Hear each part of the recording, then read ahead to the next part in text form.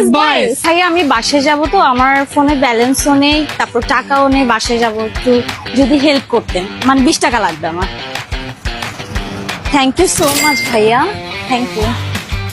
আমার আসলে মোবাইলের রিচার্জ শেষ, বাসায় যাওয়ার জন্য টাকা নেই। 30 টাকা দেওয়া যাবে? হবে না কেন আঙ্কেল? 30 টাকা দিবেন না? থ্যাংক ইউ সো মাচ ভাইয়া। একটা মিনিট, কথাটা শুনে যান, শুধু কথাটা শুনে যান। আবার 30 টাকা দেওয়া যাবে?